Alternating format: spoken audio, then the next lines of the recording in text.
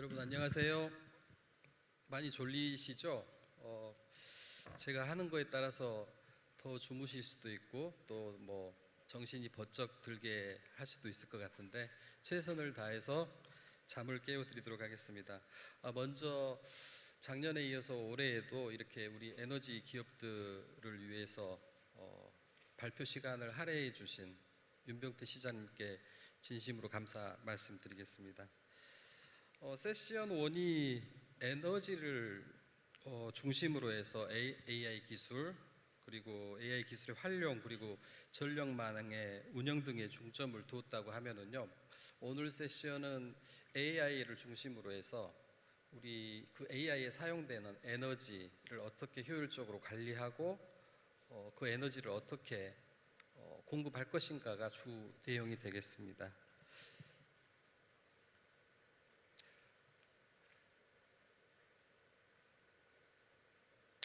네, 먼저 왜 AI for 에너지인가, 그리고 제가 주제로 잡은 AI, 에너지가 AI를 움직인다입니다.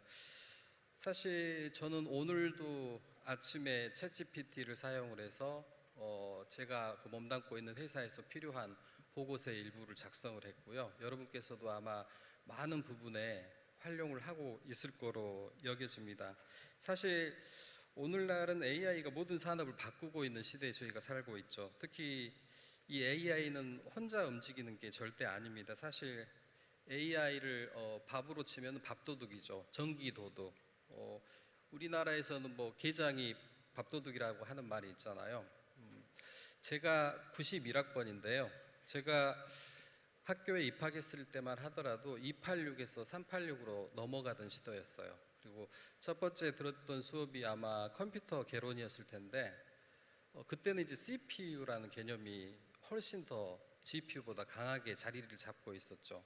근데 여러분들 뭐 아시는 분은 아시겠지만 CPU와 GPU는 그 특성이 조금 다르죠.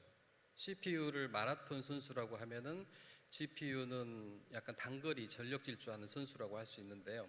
그 말은 다시 말하면은 우리가 지금 AI라는 이러한 새로운 신기술에서 그 에너지 자체가 단거리 뭐 칼 루이스 과거에 이런 뭐 운동선수처럼 단기에 어마어마한 에너지를 먹게 된다는 뜻입니다.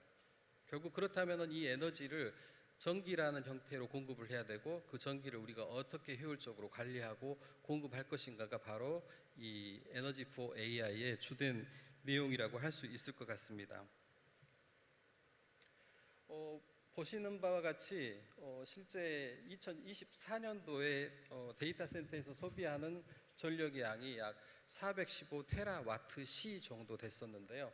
2030년 약 5년 후에는 거의 2배에 육박하는 예측을 하고 있습니다. 이것만 보더라도 우리가 이 AI에 공급하는 전력을 어떻게 준비하고 효율적으로 관리할 것인가 하는 이슈는 말하지 않아도 충분히 알 수 있을 거라고 생각을 합니다.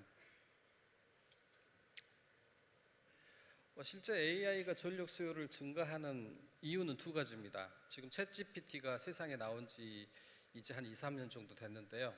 과거에는 이제 트레이닝 위주의 활동을 많이 했어요. 트레이닝은 아까도 말씀드렸다시피 마라톤과 같은 연산을 하게 되는데요. 이제는 실제 활용을 하는 단계에 와 있습니다. 그 활용에 있어서는 실제 GPU가 어마어마한 전력 소비를 하게 되고요. 그 소비되는 그 전력 그리고 GPU가 받는 이 열들을 어떻게 해소할 건지가 가장 큰 이슈라고 할 수가 있겠습니다. 보시다시피 AI 전용 칩셋이 집적화되고 냉각 부하가 굉장히 올라가고 있는데요. 그러한 부분에서 우리 같은 에너지 기업들이 참여할 수 있는 일 그리고 준비할 수 있는 일들을 우리 전남의 에너지 기업들은 집중적으로 좀 연구하고 있다는 말씀도 드리겠습니다.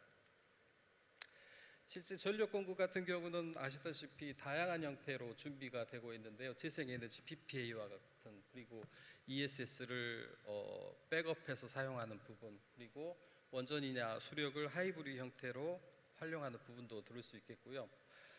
그리고 분산형 전력망입니다. 뭐 전력에 있어서 분산이라는 말은 여러분들 많이 들어보셨겠지만 제가 좀 이력이 좀 독특한데요. 저는 뭐 학사, 석사, 박사를 전산학으로 했다가 금년도에 이제 다시 제가 몸담고 있는 회사를 위한 박사 하나를 더 취득을 했는데요.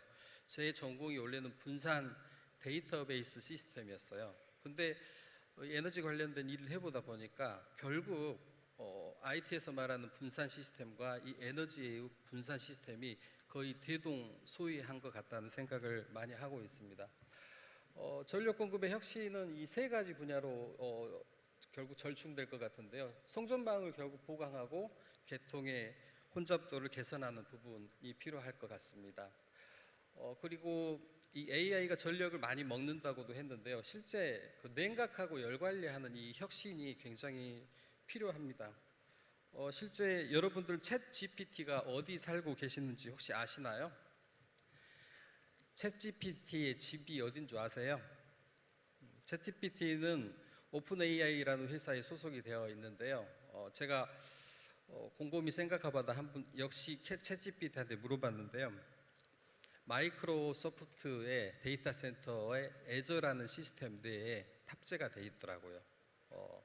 즉 다시 말해서 우리가 흔히 말하는 그 데이터 센터들, 광범위한 데이터 센터들에 이제 그 AI가 들어 살게 되는데, 마이크로소프트는 과거로부터 해저 깊은 곳에 데이터 센터를 넣어서 바닷물로 쿨링을 한다거나 이런 솔루션에 꽤 선두적인 기업입니다. 때문에 이런 냉각이나 열 관리에 있어서도 AI가 어디에 집을 짓고 틀고 사는지 이런 부분이 굉장히 중요하다고 할 수 있습니다. 여기 나열이 된 액침, 워터 이멀전이라고도 하죠. 또 DLC, 다이렉트 리퀴드 쿨링 기술, 그리고 폐열을 회수해서 지역 난방을 하는 또는 해수 조성 기반의 대체 시스템. 우리 에너지 기업들도 이제는 이러한 냉각이나 열 관리 시스템 분야에서도 좀 더 준비를 해서 향후에 들어설 우리 전남의 데이터 센터에 한 그 꼭지를 저희가 잡아야 되지 않을까 하는 생각도 해보게 됩니다. 실제 AI 기반의 에너지 최적화는 보시다시피 전력 수요를 예측한다거나 부하를 관리하는 부분, 그리고 예측 정비하는 부분. 요즘 자동차들 보면은 냉각수를 갈 때가 됐다, 엔진 오일을 갈 때가 됐다 하는 이런 예측들을 많이 해주죠. 마찬가지로 AI 기반의 에너지 최적화에 있어서도 이런 예측 정비 등등의 극대화가 반드시 필요하다고 보여집니다. 그리고 마지막으로는 VPP와 같은 가상의 발전소들을 엮어서 마치 IT에서 클라우드 환경이 서버 역할을 하는 것과 마찬가지로 VPP, 즉 다양한 형태의 소형 발전들을 하나로 묶는 이런 부분들이 결국 AI의 에너지 공급원이 될 거라는 이런 생각들을 해보고 있습니다. 실제 저희가 어떤 기업으로서 준비하는 산업 및 도시 에너지 효율화를 크게 세 가지 정도로 보았는데요. 스마트 시티, 스마트 캠퍼스, 그리고 에너지 매니지먼트와 같은 우리 이곳 발표하고 있는 이곳 나주 혁신도시야말로 이런 스마트 시티의 가장 좋은 시작이 될 수도 있고요. 결과를 보여줄 수 있을 거라고 저는 생각을 합니다. 두 번째는 방금 말씀드렸던 가상 발전과 같은 형태, 그리고 세 번째는 전력이나 열을 통합적으로 운영하고 관리하는 시스템을 말씀드릴 수가 있겠습니다. 실제 전 세계적으로 그럼 어떻게 이러한 부분들이 이루어지고 있냐고 보면요, 유럽연합의 경우는 500kW 이상의 데이터 센터의 연간 에너지 사용에 대한 보고를 의무화했고요. 즉 다시 말해서 데이터 먹는 전력을 먹는 하마인 이 데이터 센터에 대한 철저한 에너지 리밸런싱이 필요하다는 그런 내용인 것 같고요. IE에서는 AI 전력 수요의 지표화를 권고하고 있습니다. 그리고 월드 에코노믹 포럼 같은 경우는 실제 지속 가능한 AI의 인프라를 구축하는 형태로 준비가 되고 있습니다. 실제 이 세 개의 지표가 그 데이터 센터 내에서 어떻게 에너지를 관리하는 중요한 척도인데요. PUE, WE, 그리고 REC입니다. 이 중에서 여러분들 REC는 잘 아실 거예요. 하지만 PUE나 WE 개념은 조금 약하실 수 있는데요. 다시 말해서 실제 데이터 센터나 AI가 살고 있는 어떤 특정 전기를 먹는 곳에서 실제 그 AI가 먹는 전기는 80% 정도로 하고 나머지 20%에 대해서는 그것들을 냉각하고 관리하는 곳, 즉 다시 말해서 이 수치를 이를 기준으로 맞추자는 내용이 바로 PUE가 되겠습니다. 이제 WUE의 개념은 이것들을 바로 물을 사용한 냉각 효율로 보시면 될 것 같습니다. 제가 몸담고 있는 이 전남 에너지 산업협회에서도요, 과연 이 AI를 어플리케이션으로 이용하는 이런 부분보다는 AI에 들어가는 에너지를 어떻게 우리가 기업 위주에서 참여하고 준비할 것이냐를 많이 고민을 하고 있는데요. 이곳을 바로 우리 지금 외부에서 오신 분들은 잘 모르시겠습니다만 에너지 밸리라고 호칭을 하고 있습니다. 이 에너지 밸리 내에서 AI의 중심 허브를 구축하는 것, 특히 이곳 켄텍과 그리고 지역에 있는 거점 대학들과 이 허브를 구축하는 것이 저희는 급선무라고 생각을 하고 있고요. PPA ESS 기반의 안정적인 전력 인프라 같은 경우는 방금 전에 말씀해주신 한전전력연구원과의 상생, 그리고 GPU 반도체 테스트 베드는 지금 켄텍에서 아시다시피 반도체 관련된 협회를 또 이곳에 유치했지 않습니까? 이런 부분들이 저희가 나아가야 할 방향이라고 생각을 했습니다. 그리고 단계별로 최종 6단계 같은 경우는 이제 저희 JIA가 저희의 협회 약어인데요. 우리 협회 회원사들이 어느 정도 기업으로서의 주축이 되는 그런 역할들을 하는 것이 바로 목표가 되겠습니다.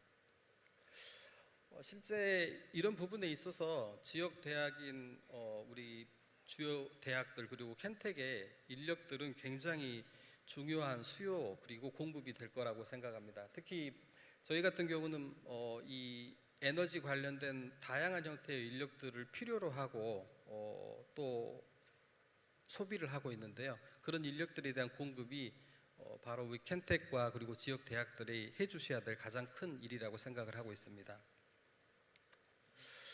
핵심적인 부분 같은 경우는 아까 말씀드렸던 그 에너지를 그 AI가 사용하는 그 에너지 중에서 특히 쿨링과 그러니까 열을 식히고 다시 그 올려주는 이런 부분에 있어서의 수치를 우리 기업들도 목표로 잡고 제품 개발을 해볼 생각입니다. 다시 말해서 솔라시도에 AI 데이터 센터가 생긴다고 했을 때 우리 기업이 참여할 수 있는 그런 쿨링 솔루션들을 저희가 적극적으로 개발하고 이런 부분들이 우리 에너지 산업 협회가 해야 될 부분이라고 생각하고요. 이런 부분에 있어서 재생 에너지가 실제 공급하는 에너지의 조달률 그리고 폐열을 다시 회수해서 다시 재사용하는 부분까지 저희가 생각을 한다 하면은 굉장히 좋은 선순환 구조가 될 수 있을 거라고 봅니다. 마지막입니다. 실제 AI 성장이 우리 에너지 기업들에게도 새로운 기회가 되고 있습니다. 그 부분을 우리 180여 에너지 기업들은 절실하게 체감하고 있고요. 오늘 이런 글로벌 에너지 포럼과 같은 중요한 자리에서 다양한 형태의 패널 분들과의 토론 그리고 주장을 통해서 열심히 준비할 수 있도록 해보겠습니다. 감사합니다.